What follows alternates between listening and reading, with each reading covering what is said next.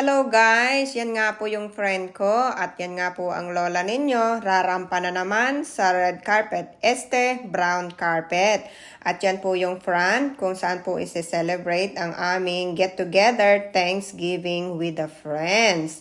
And ang ganda naman po sa labas, mga makukulay na ilaw. At yan po, rarampa na po sa red carpet.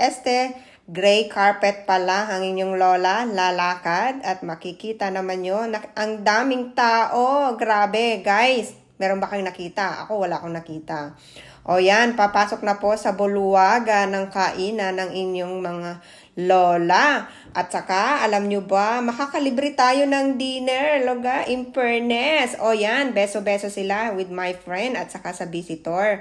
Yan, sige, kain pa kayo, kain pa more. Naubos na ang pagkain kasi sabi nga, libre ang dinner. Thanksgiving, thank you sa nagpakain. At yan yung ating table para sa mga dessert. So, yan guys, pila-pila lang po tayo sa ating dinner. Yan po, ang plate ng inyong lola. Diba ang healthy? Diba hindi puno ang plato? Konti lang.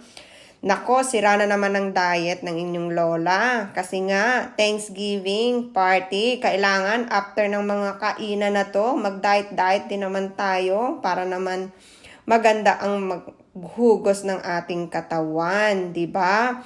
O, di ba ang inyong lola, merong pangpagana at yan, included live music para naman ma-enjoy nyo ang inyong time sa pagkain at yan yung inaabangan ng lahat, makarelax at hindi naman lagi na lang stress ang ating iniisip sa buhay. Kailangan naman nating marelax ang ating mind. Hindi lang lagi puro ang asawa, gawaing bahay, problema at sa mga anak natin sakit ng ulo, hindi ba? O, yung lola nyo, tinan nyo, o, mukha bang stress, di ba? Hindi. Kasi nga, libre na yung dinner.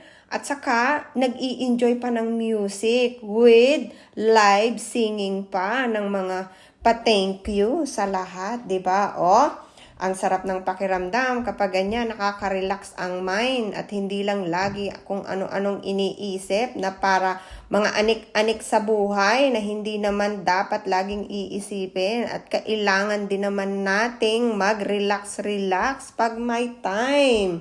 So, di ba, lalo na yung mga mararaming anak dyan at yung mga asawa na sakit ang ulo at ang mga nanay na lagi ring pasaway, hindi ba?